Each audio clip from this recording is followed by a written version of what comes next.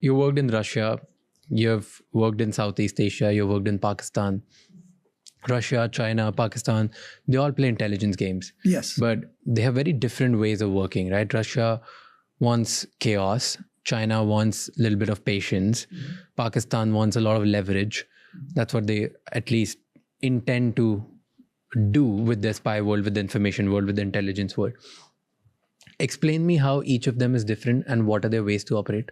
It's interesting. So I would argue so that the culture of security services often comes from sort of the beginnings of the state. And so if states started in a revolutionary way, like Iran, China, Russia, in a sense, they took things over.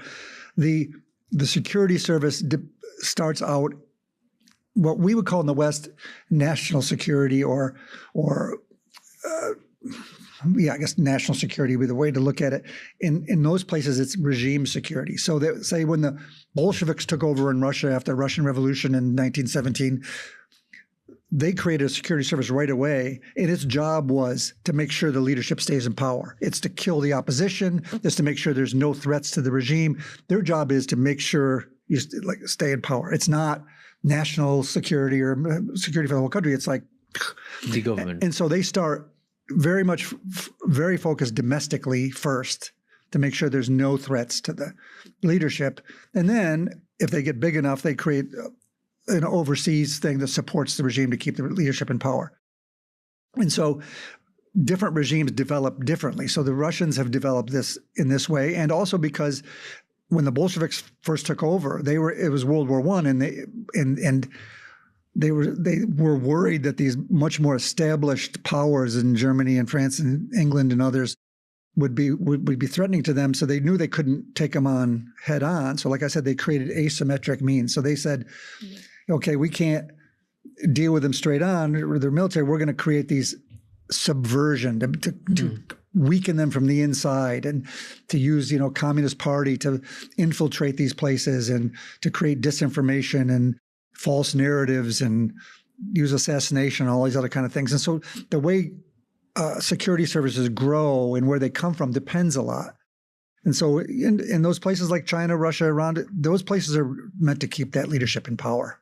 If that leadership actually is out of power, those guys are gone too, right? So it's a completely different thing. Whereas, in your country, my country, if the leadership changes, generally those people still stay. Like in the CIA in general, when there's a new president, they might put in a new director. But everyone else in that place are professionals. They stay there. I worked for Reagan and Bush and Clinton and Obama. Like it didn't make much of a difference. We were very focused on, doing what we thought to get intelligence to help them, policymakers, as best as we could. So it didn't matter. So when you look at different places, it depends. So Russians, again, very focused on domestic oppression and keeping leadership in power.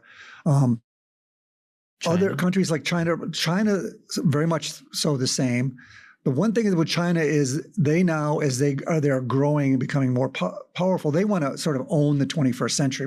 It's interesting when you look at Russia, we look at them in the States as, as both sort of either enemies or challengers or what have you. And Russia is losing the 21st century. Essentially, they're sort of losers, and they want to just overthrow the system and create chaos. And like you mentioned, China wants to own the 21st century. They don't want to overthrow the system that they benefit on of trade and because they're making lots of money, they're making lots of relationships. And so they are building a much more powerful and much larger ability. They did come from revolutionary roots, so they're going to be very powerful and control their population inside. And they're also going to use a lot of these cyber attacks and others to weaken others on the outside. But they're building a large, whereas most countries don't have that worldwide. So the United States has, worldwide interests. So we're everywhere. You could argue Russia, for a country with an economy the size of Portugal, still has a worldwide presence of spy stuff, because spying, you have a KGB president, and you have a place where the spy services sort of run the government. It's the most important organization, and you can argue in the country, more important than the military or the diplomatic service or what have you. Other places, like you talked about Pakistan. Pakistan, again, it's focused just in its neighborhood. It's like probably 90% focused on you, on India. It's probably trying to create problems and focus on Afghanistan, and it actually created the Taliban, but it's created a terrorist problem for itself, which it now has to deal with and try. So they have to focus on all of those things. But there's not like Pakistani spies in South America running around doing much, because that's not. And it's the same with Israel. Israel is a very skilled security service, but it's very focused on its neighborhood out to as far as Iran. And it does have people, others more for liaison purposes and in other kind of places. I mean, I worked in the Balkans. I worked with the security services there. Again, they're very focused on threats to their country that we can help them with, but they don't have, big tentacles going everywhere. Nowadays, I would argue that most of the Chinese, the Russians, the Americans, the Israelis do.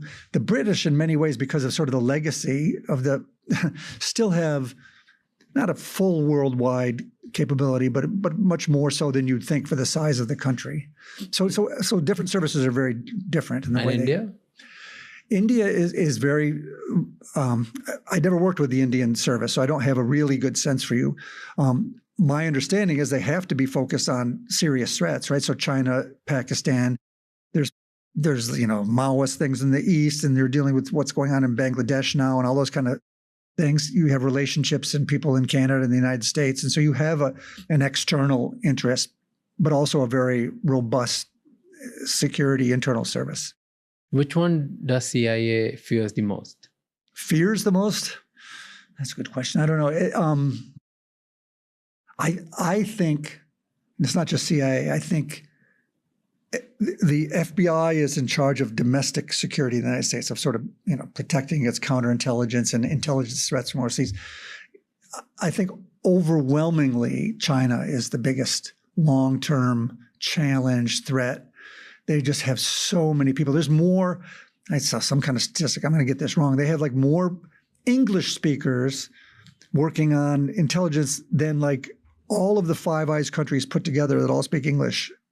Intelligence service, like they're incredible. They just have so many people, and it's growing so fast. And they're, in this modern age, using AI and other things, they're playing it. So I think China's probably. I mean, it could, as China grows, it could dwarf us, and it could. Things are changing. When I first came in, it was very much a one-on-one relationship business. Nowadays, using big data, the ability to collect information on everybody around the world and your whole population, and put connections together, and that you could use using AI and use computer tools. That's stuff we didn't have when I first started. These are the kind of new games that a place like China could find themselves being at the front edge of this. Do you think it's inevitable that China at one point will challenge the position of number one in the world? Yes, I think so. I think there's some real challenges for China. Demographically, I mean, they don't get immigration. Like, one of the biggest strengths of the United States is we have new immigrants coming from around the world. We did. Yeah.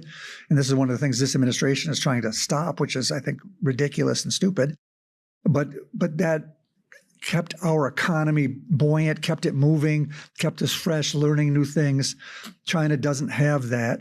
And the other thing, and this is another thing this administration is throwing away, that we had is allies.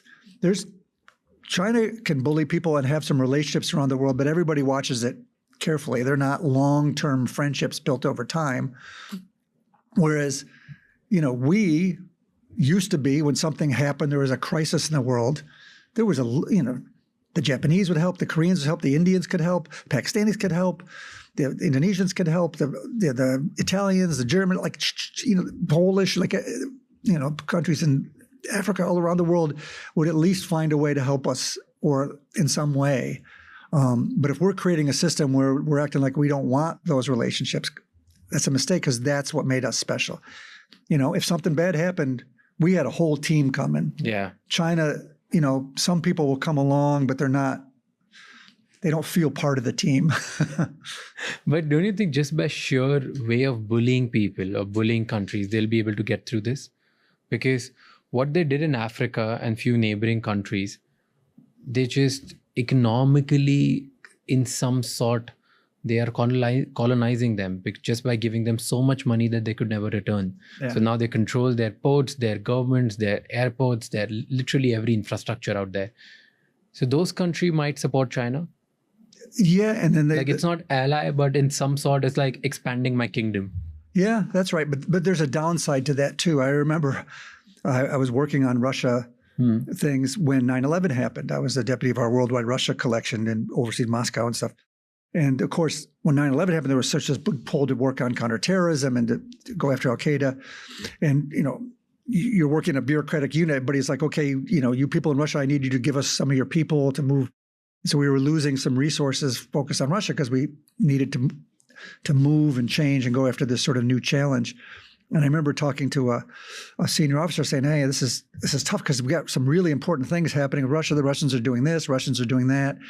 And he said, listen, don't worry, because the Russians will always do something. They'll overpush their hand, and eventually we'll have to realize, like, okay, they've gone too far, and you'll get back resources. And China's done sort of the same. You've seen it economically.